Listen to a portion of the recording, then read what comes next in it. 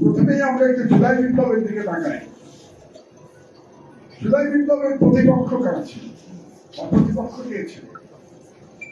প্রধান প্রতিপক্ষ দুটো ছিল, তার মধ্যে একটা অভ্যন্তরীণ এবং একটা বাইরে।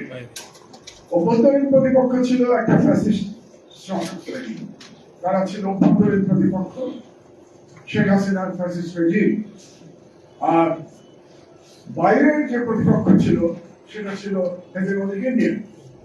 কারণ শেখ হাসিনা 15 বছর ধরে যে ফ্যাসিস্ট শাসন ব্যবস্থা বাংলাদেশে চালাতে পেরেছে, সেটা মূলত পেরেছে ভারতের ব্ল্যাঙ্ক চেকের মাধ্যমে। কারণ জিওপলিটিক্যাল সিচুয়েশনটা একটু অন্যরকম ছিল এই পিরিয়ডে। শেখ হাসিনা যখন ক্ষমতা এসেছিলেন, as a result of again geopolitics, 2008 সালের ডিসেম্বরে আমি যেটাকে বলি ম্যানেজ নির্বাচন, এক ধরনের ম্যানেজ নির্বাচন, যে ম্যানেজ নির্বাচন প্রমাণিত হয়েছে পরবর্তীতে ভারতের সাবেক প্রেসিডেন্ট প্রণব মুখার্জির বইতে। যে নির্বাচন হয়েছিল ডিসেম্বরে, ফেব্রুয়ারি মাসে সিদ্ধান্ত হয়ে গেছিল যে শেখ হাসিনাই ক্ষমতায় আসবেন, মানে নির্বাচনের 10 মাস আগে সিদ্ধান্ত হয়েছিল। এবং দুর্ভাগ্যজনক ভাবে শেখ হাসিনাকে ওই যে ম্যানেজ নির্বাচনে ক্ষমতায় আনায় একটা বড় ভূমিকা পালন করেছিল আমরা যাদেরকে সবসময় দেশপ্রেমিক সেনাবাহিনী বলি, এবং সেনাবাহিনী সহায়তায় ভারত শেখ হাসিনাকে ক্ষমতায় আনে। এবং তখন যে জিওপলিটিক্যাল সিচুয়েশনটা ছিল, সেটা 9/11 পরবর্তী জিওপলিটিক্যাল সিচুয়েশন, সেটা তখনও চলছিল। বেসিক্যালি একটা ইসলামোফোবিক গ্লোবাল জিওপলিটিক্যাল সিচুয়েশনের সুযোগ নিয়ে ভারত শেখ হাসিনাকে ক্ষমতায় বসাতে পেরেছিল, এবং তার পরবর্তী 15 বছর বাংলাদেশকে একটি অলিখিত উপনিবেশে পরিণত করতে পেরেছে। কাজেই জুলাই বিপ্লবে আমাদের ছেলেমেয়েরা যে অসাধারণ লড়াই, সাহসের সাথে, ইমানের সাথে যে বিপ্লব করেছে, সেই বিপ্লব তারা একাধারে শেখ হাসিনার ফ্যাসিস্ট শাসন এবং ভারতীয় হেজেমনির বিরুদ্ধে তারা লড়াই চালিয়েছে। যেহেতু দুই পক্ষের বিরুদ্ধে লড়াই ছিল, আমরা যদি এখন সেই প্রতিপক্ষ থেকে আমরা বিপ্লবের লক্ষ্যের দিকে চলে যাই, তাহলে লক্ষ্যটাও দুটো হওয়া উচিত। প্রধান লক্ষ্য, অনেক লক্ষ্য থাকতে পারে, অনেক সাবহেড থাকতে পারে। আমরা দেখেছি কতগুলো সংস্কার কমিশন হয়েছে, more than 10 সংস্কার কমিশন। তো সুতরাং লক্ষ্য অনেকগুলো হতে পারে। মোটা দাগে দুটো লক্ষ্যের কথা বলছি। একটা লক্ষ্য হলো যে বাংলাদেশে আর কখনো যেন কোন ফ্যাসিস্ট সিস্টেম ফিরে না আসে। এটা হলো আমাদের এক নম্বর লক্ষ্য। সেটা শেখ হাসিনার ফ্যাসিস্ট সিস্টেমই হোক, কিংবা মিস্টার XYZ যার ফ্যাসিস্ট সিস্টেমই হোক না কেন, আর যেন কখনো কোন ফ্যাসিস্ট সিস্টেম চলে আসতে না পারে। কারণ আমাদের স্মরণ রাখতে হবে, ফ্যাসিস্ট সিস্টেমের কারণে শেখ হাসিনা এভাবে গণহত্যা চালাতে পেরেছে। না হলে তো এভাবে বাংলাদেশেরই পুলিশ, বাংলাদেশের সেনাবাহিনী এভাবে দেশের জনগণের উপরে গুলি চালাতে পারত না। এটা পেরেছিল কারণ একটা ফ্যাসিস্ট শাসন ব্যবস্থা বাংলাদেশে শেখ হাসিনা তৈরি করতে পেরেছে। এবং আপনাদের স্মরণ রাখতে হবে যে আমরা সম্প্রতি অনেকগুলো সেই সময় শেখ হাসিনার টেলিফোন সংলাপ শুনতে পেরেছি, যেগুলো তিনি নির্দেশ দিলেন গণহত্যা চালানোর জন্য। সেই নির্দেশগুলো কাকে দিতেন তিনি? হয় কোনো পুলিশ অফিসারকে দিতেন, না হলে কোনো মিলিটারি অফিসারকে দিতেন। তার মধ্যে একজন মিলিটারি অফিসার আমরা জানি এখনো বিদেশে ইউএনএ কাজ করছে। সেই সময় সে কর্নেল ছিল। এই সরকারের আমলে তাকে ব্রিগেডিয়ার বানানো হয়েছে, ব্রিগেডিয়ার বানিয়ে তাকে ইউএনএ পাঠানো হয়েছে। এই সরকারের সময় তার চাকরিটাও উঠেছিল, চাকরি না দিয়ে তার প্রমোশন হয়ে ইউএনএ চলে গেছে সেই ব্যক্তি। তার মানে কি, সেই ফ্যাসিস্ট সিস্টেম এখনো তো কিছুটা আছে। তো সুতরাং এক নম্বর লক্ষ্য ছিল ফ্যাসিস্ট সিস্টেম ডিসম্যান্টলিং করতে হবে, মানে শেখ হাসিনা যেটা ছিল এটা হয় নাই। এবং দ্বিতীয়ত আবার যেন এটা ফিরে না আসে। ফিরে না আসার জন্য অবশ্যই আমাদেরকে জুলাই সনদ বাস্তবায়ন করতে হবে, এর কোনো বিকল্প নাই। জুলাই সনদ ছাড়া নির্বাচনের কোনো সুযোগ নাই। এ ব্যাপারে আমাদেরকে পরিষ্কার ভাবে বলতে হবে। নির্বাচন নিয়ে অন্য বিতর্ক নিয়ে আমার কোনো মাথা ব্যথা নাই। এটা পিয়ার হবে না আগের সিস্টেমে হবে, যেভাবেই হোক হতে পারে। নির্বাচন হওয়া উচিত ফেব্রুয়ারিতে, এবং নির্বাচন ফেব্রুয়ারিতে হওয়া উচিত। কেন হওয়া উচিত আমি একটু পরে আলোচনা করব। কিন্তু ফেব্রুয়ারিতে নির্বাচনের আগে অবশ্যই জুলাই সনদ বাস্তবায়িত হতে হবে এবং এটাকে আইনি কাঠামোর মধ্যে নিয়ে আসতে হবে। এখানে কোন রকম ছাড় দেওয়ার কোনো অবকাশ থাকবে না। এখানে ছাড় দিলে আমাদের প্রথম যে লক্ষ্য, যে বাংলাদেশে আর কখনো যেন কোনো শাসন ব্যবস্থা ফিরে আসতে না পারে, সেই লক্ষ্য আমরা অর্জন করতে পারবো না। এবং ওই লক্ষ্য অর্জন না করে আমি নির্বাচনে আমরা যেতে পারি না, এটা পরিষ্কার। এবার দ্বিতীয় লক্ষ্যে আমরা আসি। এখন বাংলাদেশ যে বিপ্লব হয়েছে, এই বিপ্লব কি ইন্ডিয়া মেনে নিয়েছে? মেনে নেয় না। এটা শুধু আমি বলছি না, এটা স্বয়ং চিফ অ্যাডভাইজার বলছেন, ইউএনএ বসে বলছেন।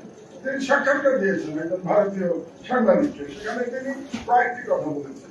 তার মধ্যে প্রথম কথা যেটি বলেছেন যে আজ পর্যন্ত ভারত জুলাই বিপ্লব মানতে পারে নাই, এবং এটাই ভারতের সঙ্গে আমাদের সম্পর্ক উন্নয়নের প্রথম বাধা। জুলাই বিপ্লব মানতে পারছে, জুলাই বিপ্লব না মানলে কিভাবে সম্পর্ক উন্নয়ন? তো এর একটা প্রমাণ আমি আপনাদেরকে দিই, যে সেটা তো উনি বলেছেন, মানে আমাদের প্রধান উপদেষ্টা বলেছেন।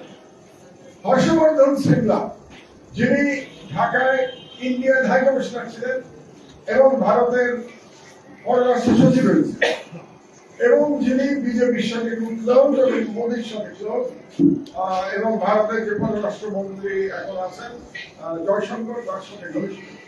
তিনি কদিন আগে বলেছেন একটা বক্তৃতায় যে বাংলাদেশকে ইঙ্গিত করে বলেছেন যে ভারতের কোন নেইবারিং স্টেটে কোন ইন্টারনাল অ্যাফেয়ার থাকতে পারবে না। এই কথার মাধ্যমে তিনি প্রমাণ করে দিয়েছেন, হর্ষবর্ধন শ্রীংলা, যে তিনি দক্ষিণ এশিয়ার কোন রাষ্ট্রের স্বাধীনতায় বিশ্বাস করেন না। কারণ যদি তিনি স্বাধীনতায় বিশ্বাস করতেন, তাহলে তিনি এটা বলতে পারেন না যে বাংলাদেশ প্রসঙ্গে তিনি বলেছেন যে বাংলাদেশের কোন অভ্যন্তরীণ বিষয় থাকতে পারে না। তাহলে বাংলাদেশ এখনো হর্ষবর্ধন শ্রীংলার মতে ভারতের একটা আদারওয়াইজ এই কথা তিনি বলতে পারতেন না। এটা বলার সাহস তিনি কি করে পেলেন? এই কারণে যে জুলাই বিপ্লবের দেশ না পুরাতে, আরো সহজ করে বলি, জুলাই শহীদদের রক্তের দাগ শুকানোর আগে জুলাই যোদ্ধাদের মধ্যে অনেকগুলো শুরু হয়ে গেছে। জুলাই যোদ্ধারা তার আগে রক্তের দাগ শুকানোর আগে তারা ক্ষমতায় যাওয়ার স্বপ্ন দেখতে শুরু করেছে এবং তারা প্রতিদ্বন্দ্বিতা করতে শুরু করেছে। এই কারণেই হর্ষবর্ধন শ্রীংলা তিনি মনে করেছেন যে বাংলাদেশে যেহেতু অনৈক্য আছে, জুলাই যোদ্ধাদের মধ্যে ঐক্য নাই, জুলাই যে দলগুলো একসাথে বিপ্লব করেছে তাদের মধ্যে ঐক্য নাই, তারা একে অপরের পারলে একে অপরকে নিশ্চিত করে দেয়। এখন এরকম একটা অবস্থা, এই অবস্থায় বাংলাদেশের উপরে ভারতীয় নিয়ন্ত্রণ অব্যাহত রাখা সম্ভব, তিনি মনে করেছেন। আমি এখানে একটুখানি আশাবাদী, অনেকেই আশাবাদী, একটুখানি না। কারণটা হচ্ছে আমরা একটু আগে ডেমোক্রেটিক অ্যাডভান্টেজের কথা অনেকে বলেছেন।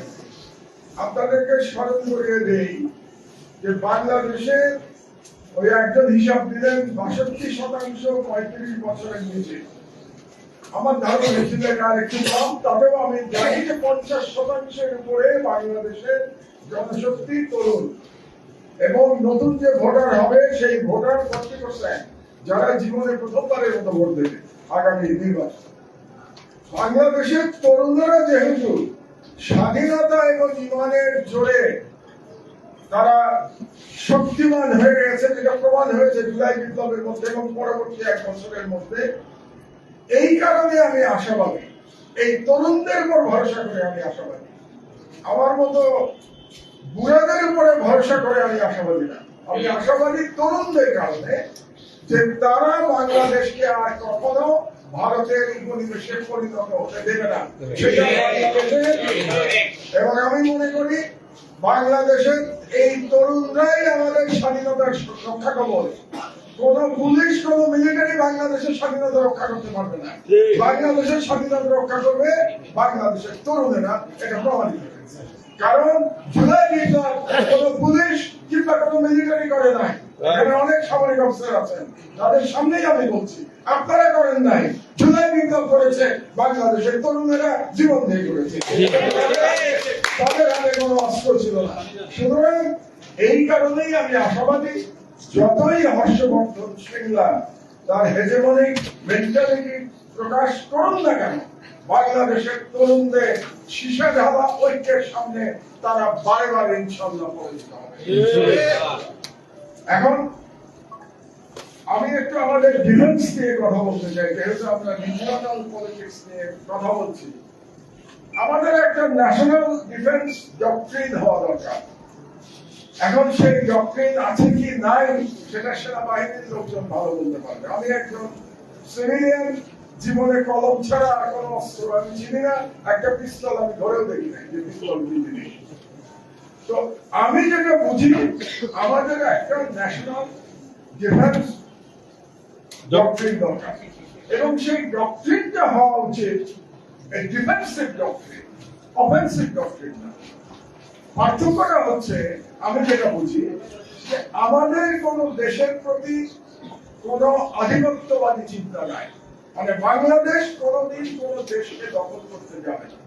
আমাদের দুই দিকে, আপনারা জানেন, একটা রাষ্ট্রের পটেনশিয়াল এনিমি হলো সেই রাষ্ট্রের নেইবারিং কান্ট্রি।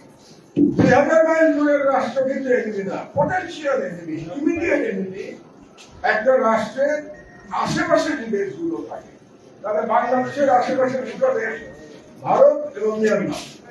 আমাদের ভারত এবং মিয়ানমারের এগেনস্টে কোন অ্যাগ্রেসিভ অ্যাটিটিউড নাই, আমরা কোনোদিন কোনো অফেন্সিভে যাব না, কিন্তু আমাদের ডিফেন্সিভ একটা ডক্ট্রিন থাকতে হবে। অর্থাৎ আমরা ধারণা করে দেব যে ভারত এবং মিয়ানমার থেকে যদি আমি আক্রান্ত হই, তাহলে সেই আক্রান্ত হওয়ার জন্য আমাদের স্বাধীনতা সার্বভৌমত্ব রক্ষার জন্য আমাদের লড়াই, এবং সেই লড়াই করার জন্য আমার ডিফেন্সিভ যা যা মিলিটারি হার্ডওয়্যার দরকার, যা যা মিলিটারি সক্ষমতা দরকার, আমাদের সেগুলো লাগবে। কিন্তু সব থেকে বড় যেটা দরকার সেটা হলো দেশপ্রেম, সেটা হলো ইমান। এটা হলো সবচেয়ে বড় দরকার। তারপরে তো আপনি অস্ত্র ব্যবহার করবেন। অস্ত্র তো আমরা দেখতে পাচ্ছি মধ্যপ্রাচ্যের দেশগুলো মহা অস্ত্র কেনে, সব মুসলিম রাষ্ট্রগুলো। এই অস্ত্র কিনে কি লাভ হয়? বিলিয়ন বিলিয়ন ডলার দিয়ে আমেরিকান অস্ত্র কেনে। কাতারে আমেরিকান ঘাঁটি আছে, কাতারে ইসরায়েল বম্বিং করলো, কাতারের সেনাবাহিনী এবং রাষ্ট্রপতি তো গোয়ায় ছিল, তারা তো জানেন না যে আক্রমণ হচ্ছে। তাহলে এই অস্ত্র কিনে যদি কাজ হবে না যতক্ষণ না আপনার মধ্যে দেশপ্রেম থাকবে। কাজে দেশপ্রেমটা সবচেয়ে বড় জিনিস। এবং মিলিটারি অফিসাররা তারা যুক্তি দেন যে তারা চাকরির খাতিরে বা বিভিন্ন কারণে শেখ হাসিনার অন্যায়ের প্রতিবাদ করতে পারেন নাই। এখন এই যুক্তি যদি মিলিটারি দেয়, তাহলে আপনি সাধারণ মানুষকে কি বলবেন? যে মিলিটারির দায়িত্ব বাংলাদেশের স্বাধীনতা সর্বত্র রক্ষা করা, তাই তো বলি আমরা। আজকে তো একজন মিলিটারি অফিসার বলে গেলেন তারা জাতির মেরুদণ্ড। তাহলে শেখ হাসিনা যখন বাংলাদেশের স্বাধীনতা সর্বত্র দিল্লির কাছে বিকিয়ে দিল, তখন জাতির মেরুদণ্ড কি করেছে? জাতির মেরুদণ্ড তো তখন সেই বিকিয়ে দেওয়াকে আটকাতে পারে নাই। কেন পারেন নাই? আপনি বলবেন আমার চাকরি থাকতো না, আমার বিপদ হতো। তো আপনি যখন মিলিটারিতে জয়েন করছেন, তখনই তো আপনি দেশের জন্য জীবন দেওয়ার প্রতিজ্ঞা করেই তো আপনি জয়েন করছেন। আপনার তো এই ডিফেন্স দেওয়ার কোনো সুযোগ নাই যে আমি ভয়ে পারি নাই, ভয়ে বা লোভে আমি পারি না। এটা আমি দিতে পারি। আমি Mahmudur Rahman as a civilian defence দিতে পারি। আপনি একজন কর্নেল, একজন ব্রিগেডিয়ার, একজন জেনারেল, আপনি এই ডিফেন্স দিতে পারেন না বলেই আমার ধারণা। সুতরাং আমার মনে হয় সবচেয়ে বড় কথা হলো যে ডক্ট্রিনের মধ্যে দ্য মোস্ট ইম্পর্টেন্ট পার্ট হওয়া উচিত সেই মিলিটারি অফিসার, এই মিলিটারি আমাদের দরকার যে মিলিটারি কোন লোক কোন ভয়ের কাছে নথি স্বীকার করবে না, সেই মিলিটারি। আর আরেকটি কথা আমি বলবো পৃথিবী একটা পরিবর্তনের মধ্যে দিয়ে আছে। সোভিয়েত ইউনিয়নের পতনের পর থেকে, তার মানে 90 দশকের পর থেকে আমরা এক ধরনের একটা ইউনিপোলার ওয়ার্ল্ডে বসবাস করছিলাম। ইউনিপোলার ওয়ার্ল্ড মানে হচ্ছে আমেরিকা সব, আমেরিকা যা বলবে সেটাই হবে, এই ধরনের একটা ঘটনা 30 বছর ধরে পৃথিবীতে চলছে একটা ইউনিপোলার ওয়ার্ল্ড। আপনি এখনো দেখেন গাজা যুদ্ধ বন্ধ হচ্ছে না শুধুমাত্র মার্কিন যুক্তরাষ্ট্রের ভেতর কারণে। 6 বার ভেটো দিয়েছে, 6 টাইমস ভেটো দিয়েছে। তার মানে সমস্ত পৃথিবী একদিকে, আর একা মার্কিন যুক্তরাষ্ট্র বলছে যে আমি এই গণহত্যা চালিয়ে গেছি এবং গণহত্যা চলছে।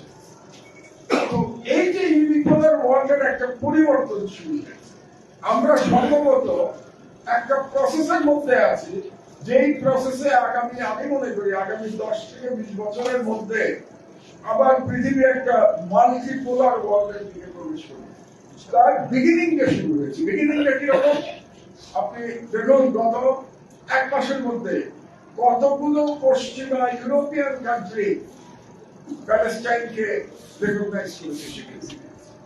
ইনফ্যাক্ট মার্কিন যুক্তরাষ্ট্রের বাইরে যারা প্রভাবশালী দেশগুলো আছে তার মধ্যে মাত্র 3-4টা আর বাকি আছে স্বীকৃতি দেয়া। জার্মানি, ইতালি হচ্ছে ইউরোপে এই দুটো দেশ, আর এশিয়াতে যদি আসেন তাহলে আপনি জাপান। এর বাইরে সবগুলো দেশ কিন্তু স্বীকৃতি দিয়ে দিয়েছে, এবং স্বীকৃতি দিচ্ছে মার্কিন যুক্তরাষ্ট্রের অসন্তুষ্টি উপেক্ষা করে স্বীকৃতি দিয়েছে।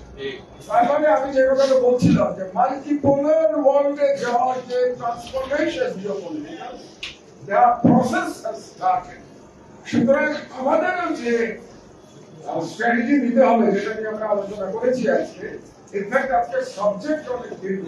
এই সাবজেক্ট এক একটা ইস্যু দিয়ে এক এক দিন সেমিনার হওয়ার মতো সাবজেক্ট, মানে এতগুলো সাবজেক্ট এই কি নোট পেপারে আছে। সুতরাং মাল্টিপোলার ওয়ার্ল্ডে খাপ খাইয়ে নেওয়ার জন্য উপযুক্ত এক ধরনের ফরেন পলিসি আমাদেরকে নির্ধারণ করতে হবে, এবং সেই নির্ধারণ করতে গিয়ে আবার চীনকে যেমন লাগবে সেরকম মার্কিন যুক্তরাষ্ট্রেরও লাগবে, সেরকম ইসলামিক ওয়ার্ল্ড লাগবে। এবং আমি আপনারা একজন বললেন যে প্রতি বুধবারে আমি কলাম লিখি, এটা বহুদিন ধরে আমার এই লেখা শুরু। ইনফ্যাক্ট এই লেখার পিছনে খনিজেরও অবদান আছে, বিকজ আমার এই ভূগোলের লেখা শুরু হয়েছিল নয়া দিগন্ততে 2007 সাল থেকে। 11 সরকারের বিরুদ্ধে, 11 সরকারকে যখন সবাই ভয়ের অপমান, তখন আমি লেখা শুরু করি এই মঈনুদ্দিন সরকারের বিরুদ্ধে। আমি বলা শুরু করি যে এরা ভারতের দালাল, এবং এটা বলা শুরু করেছিলাম 2007 সালে নয়া দিগন্ত পত্রিকায়। এখনো আমি লিখি এটা। তো আমি যেটা বলেছি যে সম্প্রতি পাকিস্তান এবং সৌদি আরবের যে চুক্তি হয়েছে, it may be the beginning of another world war, এবং another may be the beginning আমি বলছি, কারণ এরকম মুসলমান দেশের চুক্তি আগেও হয়েছে, চুক্তি ভাঙতে বেশি সময় লাগে না মুসলমান দেশের। এই জন্যই তো আজকে মুসলমানদের এত দুরবস্থা। তো সেখানেও আমি বলি it's a good beginning. Pakistan Saudi আরবের যে চুক্তি হয়েছে ইটস এ গুড বিগিনিং। অনেকেই বলছেন this is the seed of Muslim league. তো এতদূর পর্যন্ত এটা যাবে কি যাবে না সেটা ভবিষ্যতের ব্যাপার, কিন্তু অন্তত একটা শুরু হয়েছে। ভারত শুদ্ধ দৌড়ে চলে বসছে। ভারতের শশী থারুর গত একদিন আগে এ ব্যাপারে একটা বড় ইন্টারভিউ দিয়েছে, আপনারা পড়ে দেখবেন বা শুনবেন যে তারা কি চিন্তা করছে। তারাও ভয় পেয়েছে, ভারতও কিন্তু ভয় পেয়েছে এই চুক্তি নিয়ে। কাজেই আমাদের সবগুলো চিন্তা করতে হবে, এবং শহীদ জিয়ার কথা বলতেই হয়। আপনাদের মনে থাকার কথা যে 1977-এ উনি ক্ষমতা নিয়ে যেটা বলেছিলেন যে ইসলামিক ওয়ার্ল্ডের সাথে সম্পর্ক বাড়াতে হবে। শুধু বাড়াতে হবে না, সংবিধানেও এটা নিয়ে আসা হয়েছিল যে ইসলামিক উম্মার সাথে সম্পর্ক বৃদ্ধি করা, এটা সংবিধানের আমাদের একটা ভাগ ছিল, এটা জিয়াউর রহমানের কনসেপ্ট ছিল। এবং যে কারণে জিয়াউর রহমান যখন নিহত হন তার আগে ইরান ইরাক যুদ্ধের জন্য জিয়াউর রহমানকে ওয়ান অফ দ্য পার্সন ওয়াইসি থেকে বলা হয়েছিল তিনি এই যুদ্ধ বন্ধের জন্য যারা চেষ্টা করবেন, দুটিয়ালি করবেন, তাদের মধ্যে general Zia was one of them. মানে এই ধরনের একটা সম্পর্ক, এই ধরনের একটা স্ট্রেচারে কিন্তু জিয়া নিজেকে নিয়ে যেতে পেরেছিলেন। ওই স্টেচারে আজ পর্যন্ত আর কেউ নিয়ে যেতে পারেননি। বাট হ্যাভিং সেড দ্যাট, আমি একটা প্রসঙ্গে আপনারা অনেকেই ইউনূস সাহেবের সমালোচনা করেছেন আজকে, হয়তো সমালোচনা যুক্তিসঙ্গত কারণও আছে। আমি আবার ইউনূস সাহেবের একটা প্রশংসা করি, বাংলাদেশের ইতিহাসে আজ পর্যন্ত আর কোন সরকার প্রধান এভাবে প্রকাশ্যে ভারতের বিরুদ্ধে মাথা উঁচু করে দাঁড়ান নাই। প্রফেসর ইউনূস এভাবে ওপেনলি ভারতকে বলেছেন, মোদির সামনে বলেছেন যে আপনি কবে শেখ হাসিনাকে ফিরিয়ে দেবেন। এটা বলার মতো সাহস আজ পর্যন্ত ইউনূস ছাড়া কেউ দেখায় নাই। এই জন্য আমি ইউনূস সাহেবকে অন্য তার 100টা ফেলিয়ার থাকতে পারে, কিন্তু ভারত প্রশ্নে ইউনূস সাহেব গত 13-14 মাসে অনমনীয় দৃঢ়তার পরিচয় দিয়েছেন এবং এই জন্য আমাদের উচিত তার প্রশংসা করা। কারণ যার যতটুকু প্রশংসা করা সেইটুকু করা উচিত, যার যতটুকু সমালোচনা করা সেইটুকু করা উচিত। কখনো আমাদের সীমা লঙ্ঘন করা উচিত না। আল্লাহ সীমা লঙ্ঘনকারীদের পছন্দ করেন না, এটা আমাদের সর্বদা মনে রাখা উচিত।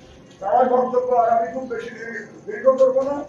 আজকের আলোচনাটা অত্যন্ত অর্থবহ ছিল, কাজেই আমি শেষ করবো এটা বলে যে জুলাই বিপ্লব যাদের প্রতিপক্ষ করে সংগঠিত হয়েছিল সেই বিপ্লব এখনো পুরোপুরি সফল হয় নাই।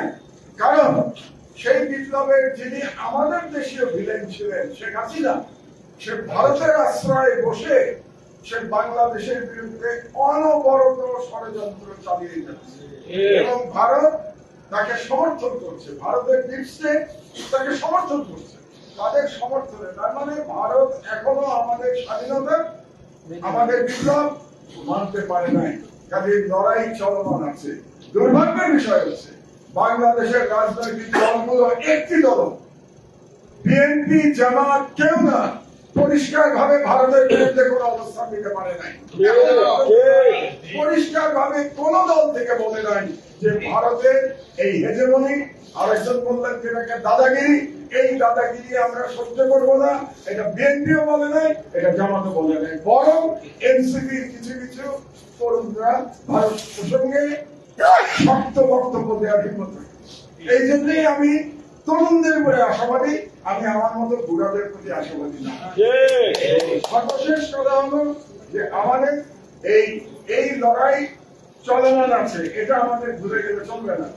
আর ফেব্রুয়ারিতে নির্বাচন নিয়ে আমি একটি কথা বলেছিলাম, এটা বলেই আমার বক্তব্য শেষ করবো।